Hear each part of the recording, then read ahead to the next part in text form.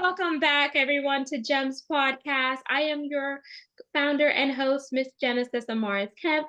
And for those of you that are new to the community, welcome in. For those seasoned listeners, thank you so much for choosing to listen to another segment. With me today is a very special guest by the name of Merrylue Martin.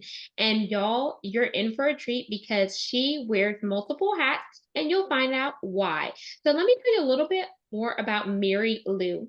Merrylue Martin is a celebrated people leadership strategist who works with global leaders from all types and sizes of organizations to help them make their employees feel uniquely respected as human beings, appreciative, fulfilled, and engaged. Merrylue holds a doctorate in organizational leadership and is the author of the best-selling book, The Big Quit Survival Guide, that is filled with tips and tools on what it's going to take to attract and keep top talent in the great new workplace we're seeing emerge today. Yes, we are. Her primary message to all leaders and the organizations that support them is that people will always be people first and employees second. So without further ado, let's welcome the woman behind it all, Merrylue Martin. Thank you so much, Genesis. I'm excited to be here today and very much appreciate the opportunity. My pleasure, Merrylue. And before we dive into the work that you're doing and the meat and potatoes of the conversation, I want to give the audience a chance to get to know you personally and professionally in our connection segment. So there are two options. We could either do a rapid fire 10 question game or an icebreaker. What would you like to do? Let's do the icebreaker. Here we go. We're breaking the ice with Merrylue and Genesis. Do do do do do. So I want you to share something in your life that you have done where other people on the outside looking in may have said, Merrylue, that's crazy, but it actually built your character. Or if you're feeling fun, risque, and frisky, share something crazy that no one knows about you, not even your own community. Well, that's an easy one since I just moved to a new community and I'm making new friends and headway here.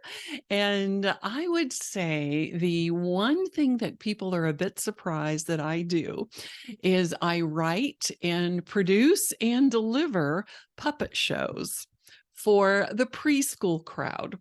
And how this has been so character humbling and sharpening is they do not hold back. They are the toughest critics I have ever come up against. And so it's been a lot of fun. People look at me and go, where did you and how did you decide to do that? Just sort of fell into it and it became just a hobby, and it's something I have loved to do.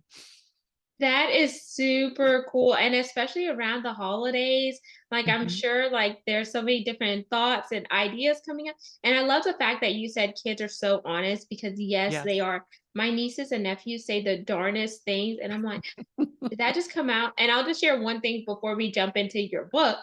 So, I remember whenever I was expecting, and now I'm post-expectant, so my daughter will be 5 months soon. And my little niece, who's 7, came up to me and said, "Are you pregnant?" And I said, "No, why would you ask me that?" But I guess kids are very spiritual or they're very spirited. And so she knew I was pregnant before I even knew it. And a week later, I took a pregnancy test and I actually was pregnant. So it was just Wow. interesting. And Very. because we were trying for a while, it wasn't happening, and then I told my husband, "Well, maybe we could have some fur babies, a cat or a dog or whatnot." And then Yeah. after going through 3 major losses in my life, my father, my job, and then one of my grandmothers at the time, then we found out we were expecting, and then when I went to the Caribbean to visit my family and came back, my mom's mother passed, and she was 99. Mm. So I just Wow. wanted to share that, but yes, kids do say the darndest thing and they're very inquisitive. I like to say Yes. inquisitive versus nosy. Oh, truly, I can't agree with you more. And congratulations, by the way, on the new baby. That's super exciting. Thank you. And I'm super excited to unpack your book. And I Mhm. see it in the background. So spill the tea on what made you call your book The Mm. Big Quit. Yeah. And when I think about The Big Quit, like whenever I look at the cover, The Big Quit Survival Guide, it's like, okay, so many people left their jobs during the pandemic and they birthed something new. And then other people were pushed out the door, whether it was laid off, furloughed, or fired. And I could resonate with the layoff part, but it became the biggest blessing because then Mhm. had that time to appreciate the things that you forgot about, and the things that were important to you that you put on the back burner because you were so inundated with what you were doing. And then you had a realization that, hey, there's so much more to me and so much more tied to my purpose. But I couldn't do all those things if I was working this 9 to 5. Mm. Yes. Well, you have beautifully described the whole premise of what we have all experienced here. Probably a watershed paradigm shift, if I can coin that phrase, over these last 2 or 3 years, Genesis. It's been a remarkable time in history to watch what's taken place in this whole environment we call work and the relationship of the employee and employer. And if I could just back up and give you just a brief premise on that and how it came about. Literally for 100 years, we've had one general model of working, and it has been sort of the command and control approach. It was a boss, and the boss pretty much held all the cards, and the directive was you either do it and you do it this way, or you don't and you're let go. And there's been a lot of that has softened over some of the more recent years, but yet it was still very much how we got work done. Well, it takes nothing like a pandemic and what we experienced in these last few years to completely shake that up. And here's what happened. We literally took this year after year after year of employees feeling kind of this command and control, this pented up frustration. And then, like a recipe, you mix in a cup of acute awareness of, oh my gosh, life is super fragile. I mean, look what we lived through with COVID, and we lost many people, and we were all turned upside down by this. And so, this acute awareness, to your point, of all of a sudden what really matters in life, right? And then you mix a couple more tablespoons of many people who had the option got a taste of working from home, working remotely, working with flexible work options for those that had that opportunity. You mix all that together, and bam, there was an explosion of this that I call the big quit. We've heard it termed as the great resignation. What just happened 3 years ago, to the point where even today, 4 million people who left are still not coming back to the environment that they left. So, my book is to help leaders. It's targeted to people who are leading teams of people and experienced this big quit, and now are trying to figure out, since the rules have changed and so much has changed with people coming back to work, and under what conditions they need that to be workable for them too, helping them understand how the game has changed. And, it's interesting, Genesis. It was the book came out in early spring of this year, April, and it did extremely well. And I would say people were hungry for that information, and it was very helpful. Where I saw a surge in the interest was after Labor Day. And what I believe we thought was going to happen is that people thought, oh, you know what? We're all going to get back to normal. People are going to come back to work. They're going to come back to the office. It's going to be as it was. And a lot of people put a line in the sand and said, look, you either come back or you're going to be gone. Well, they sort of pushed back on that and said, okay, we need to figure out what's changing here because it's not going back to normal. There are new requirements now that we've got to help leaders get on board and embrace and fine tune to attract, number one, and number two, keep the best, most highly valued people out there. And they're out there. There's many people wanting to work, wanting to bring their best selves to that work. And we need to help leaders know how to create that environment to attract and keep them. And that was the reason I wrote the book. Wow, and I could actually resonate with both parts. So I'm gonna just throw it out there, and y'all, I'm gonna be completely transparent. So I have 12 years of experience in oil and gas and energy. I have a BS in supply chain and logistics in tech with double minors in purchasing and OLS, so organizational leadership and supervision. And I worked for this Fortune 500 company for 7.5 years as an employee until I got laid off, and they told me, oh, we really want to keep engineers. But I was like, it doesn't make sense because I'm working in global supply chain. I have a supply chain degree and I'm working on a proprietary project. Fast forwarding, I started looking to get back in the market. The market was very saturated because so many people that either got laid off or furloughed, they're also out there bidding for those jobs or whatnot. And then you have that pool of people that just said, hey, I don't want to go back to work because they've either launched a business or they became a partner in a startup or whatever the case may be, or maybe their spouse got a new job where their spouse or partner is making X amount of dollars so they could afford to stay out a little bit longer in the workforce. And cool, I was in that bucket too. And then I was like, I want to do something to just have my own money, which my money will be my play money for the things that I like to do. Sure. Then I kept hitting no, no, no. And I looked at it as no is next opportunity or new opening, because a lot of people are saying I was overqualified. And I'm like, okay, if someone's overqualified, why don't you let that individual make the decision if they want to work there versus you turning down that person? And then you can't find a qualified candidate because the candidates that you're pulling from, they may not necessarily have all the skills, the experience, or whatnot. So now we see this big old hoopla, and now people are scrambling for these employees and they can't find these employees because those good candidates, they were probably like me, faced with rejections, and now they're starting something new which they fell in love with it because they've had a taste of it. Working from Right. home is nice. You could get dressed from the waist up, be on Zoom, be Right. on Teams or whatnot. You have flexibility to spend time with your children. You don't have to take a vacation day where it's not a vacation day, it's a sick day because your child is sick, and you shouldn't be coded as a vacation day because how is that a vacation day if my child is sick? Or how Right. is it a vacation day if I need to go to the doctor? Sure. And what you're describing there, Genesis, is probably one of the largest and loudest platforms employees are looking for in order to come to work for a particular organization. And that word is flexibility. Now, we understand that not every job has that flexibility, but I'm going to challenge all leaders who are leading people to get really creative.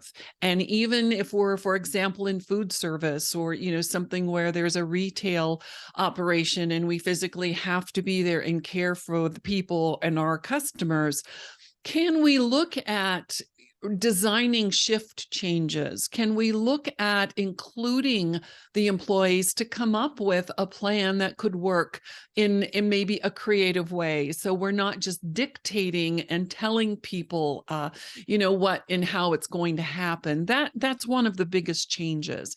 And certainly for those industries who we have the opportunity to have remote workers or hybrid workers or in-office workers, and we have all of that. The flexibility unique to each individual is what's going to be the key to get creative and keep people in a way that's unique to them. So I would say one of the walk away words today is keep an open mind and provide flexibility in a variety of things. That could be the rewards I'm getting in return for the work I'm doing. How I define a reward can be very different from how someone else defines it. We have to be very careful that we're not trying to solve keeping good people with an organizational solution. It's not about the organization as a whole. It's about the relationship on how every individual human being needs to negotiate how to get what each other needs, the employer and the employee, and we're all different. So I'll give you a good example. I'm very Exactly. practical, when I look at giving advice, especially to new leaders. And I'll say things like, you can't just tell your people, get to know your people, or it's, well, what does that really mean? For example, what does that look like? Well, let's take something called respect. We're hearing a lot today. The human cry is, treat me like a human being while I'm at work, right? And for that means respect. Well, that sounds great on paper. But here's an example how that can work well or not work well. Let's say I'm the leader of a new team. And Genesis, you've just reported to me now for a week. We've just gotten to know each other. One of the conversations I'm going to have right at the beginning of that relationship is about this word respect. So I would say, Genesis, describe for me. Now, I'm apart from being civil, right? We're not going to yell at each other and use obscenities. I'm not talking about that, but prescribe for me what would dictate respectful behavior for you as your leader. What does that look like? And I would have that conversation, and we would talk about maybe using your preferred way to communicate. Do you prefer email? Do you prefer phone, text? What best works for you? And so I think it's very, very important to have that conversation initially and understand that. And here's where a leader can get into a trap. So I say, Genesis, what does that look like for you? And you might say to me something like, well, Merrylue, I'm new to this industry. I really want to make a splash. I want to make sure what I'm doing is having an effect.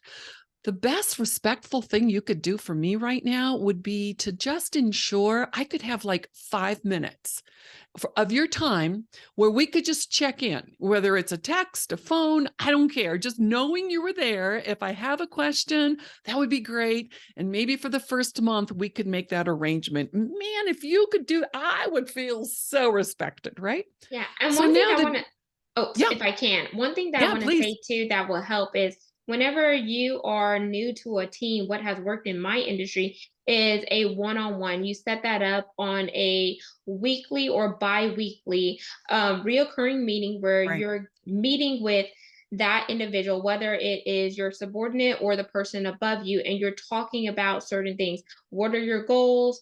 Where the communication is being severed or whatnot, and then also a personality assessment, whether it's Meyer-Briggs or Mhm. it's Clifton Strengths or whatever the case may be, so you can learn how to work with that individual, and then you come together and talk about that so you could see each Absolutely. other's learning styles and whatnot. And that has went very well for me because I've been at the level where I was an IC, individual contribute, and I've also been at the level before with another company where I was an HSC manager, which is health, safety, and environmental. And I had to learn how to work with certain personalities and team members. And even though, yes, you saw me back where I was, now that I'm a manager, you still treat me with respect, even though the roles have changed, because I Right. see you as a human being.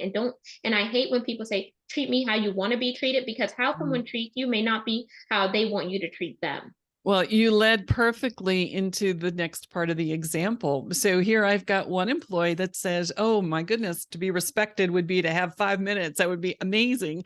So then I walk away thinking, okay, my next employee who I'm going to have this one-on-one with, I ask that same question. And this person says, well, Merrylue, I know the ropes around here. The best way you could respect me would be to give me my marching orders, show me what the goals are. And then you know what? Let me fly. I don't want to be micromanaged. That's why I left my last job. So you see, to your point, if I don't ask and have a very clarifying conversation with each employee, even around that word respect, I risk treating someone in the wrong way. I think I'm being respectful, but it's not in their language. Or, as you said, We tend to treat people the way we want to be treated. And we've grown up with the golden rule. I'm changing it to the platinum rule, and that's treat others as they need to be treated. And that opens the door to servant leadership. And that is the best approach to working with teams today, is getting to know those people, removing their obstacles, whatever that might be, and serving them in the way they need to be treated. That's what they're looking for. I love that. And would you say with the big quit today, do you think that DEI and B has something to do with that? So for the audience listening, that's diversity, equity, inclusion, and belonging. Because a lot of corporations, whenever certain social issues were happening, like Stop Asian Hate or Black Lives Matter or the Me Too movement, so many corporations were jumping on this bandwagon to show things that they were diverse, equitable, inclusive, and belonging. But then once the certain situation faded, they went back to their old tendencies of Yeah. doing things. And those employees, they felt like they put up a facade and they're like, you didn't really mean what it, or they threw some cash at that individual and it was like hush money. Yes. And that brings up another really good point that's working well or not working so well in organizations today, because the employees are becoming wise to it. And what I call is a fake culture. We say all these things, we stand for certain things, but when the rubber meets the road, nothing's executed, and the opposite. We really risk early on, especially top performers. They're marketable. They see right through this. And I have an idea and an activity I'd like to share with the listeners to prevent from doing just that, because what you're touching at there is going about how to build an authentic culture that really does resonate what that group of people say they want to stand for. And here's a way to do it. As a team leader, you could start with your own team. Every team has its own culture, even within the organization who has a larger culture. But let's start small, because many of our listeners might be leading a team at this point and looking for some help in this. Ask the team, who comes to mind that you would like to most impress? Who do we know, team, that we want to most impress? And let them come up with a name. It could be the owner of the company, the CEO. It doesn't matter, but someone that they're going to interact with, they really would want to impress. So get that name. Second part, ask that person or ask the team, if that person were to spend a whole day with our team, they were going to shadow us. Either they're going to click into the Zoom meetings or they're actually going to be in the office. They're going to watch us work as a team for a day. Now, as that person drives home and goes to their evening activities and they're reflecting back on the day, what 3 words would you want that person to have come to their mind as to how they would describe the team that they shadowed that day? And have every team member write down 3 words. They can do it anonymously and have them, and then you collect all these words. Now you're going to start seeing some patterns probably. There will be some words that are going to be repetitive. Great. Let's look at that, synthesize it down, and now we're going to pick 3 words. This team now has already started to create a culture that they believe in, and then it goes one step further. Now, team, what are the behaviors? Let's write down examples that we're going to demonstrate every day where the rubber meets the road here to execute these 3 words. It's so simple and yet so powerful, and it's hitting one of the big asks of people today who are working. I want a voice. I want to matter. I want a sense of purpose where I'm working. What better way to have them create that culture and hold everyone accountable for executing that culture? That's where authenticity comes in. I love that. And as we wind down to be respectful of time, I want to jump into the CTA, Mary Lou, and this is your call to action. for the audience because we gave them some high level overviews of the book, but it's up to them to pick up what we put down and then go do their due diligence, grab a copy of your book, and submerge themselves in the tips, the tricks, and stuff that you have shared so they could advance in their own leadership journey. Indeed. I have a gift for your leaders, and here's how to go get that gift. If you go to my website, it's bigquitsurvivalguide.com, bigquitsurvivalguide.com. And at the top of the website, there is a tab, and it says Download Survival Kit. I'm going to give your listeners the password that is only offered in the book, but I'm so wanting people to grab onto these concepts and get help. I want to give that survival kit away. So if you type in the password survival, you will be able to download over 75 pages of all the activities, checklists, scripts, how to have this respect conversation, the checklist for the activity that I just shared with you. And the book will give you all the details behind the activity, how to execute it, but you'll actually get to print out, see these activities, and put them to use. So that is my CTA, because we can't afford to keep going the same way we were. The rules have just too drastically changed. And I want to see 2023 to be a fantastic year for leaders who are making their way through this people leading business and now are ready to embrace and get on with the new activities that we all need to be a part of to make this workplace effective. I love that. And that is amazing. Thank you so much for offering that, audience. So make sure you go download this survival kit, enter the password survival, and take these resources and do something with them. Don't just let them sit there. And Right. don't forget to like, comment, follow, subscribe. And most importantly, share this with another leader in your network. That's how we are going to grow and build one another up. You have something amazing to offer, and so does that next person. Collaboration is the new synergies, not the new competition. Mm. And don't forget that it does take a village, whether you're in the workforce or you're at home. So keep that in mind and get out of the WIFA method, what's in it for me, and think about the me and turn it into we. What's in it for we? So let Merrylue and I know what you liked about this segment. Leave us a review. We're on 40 plus audio platforms. You can see the recording to this video by going to YouTube and typing in Gems with Genesis Amaris Kemp.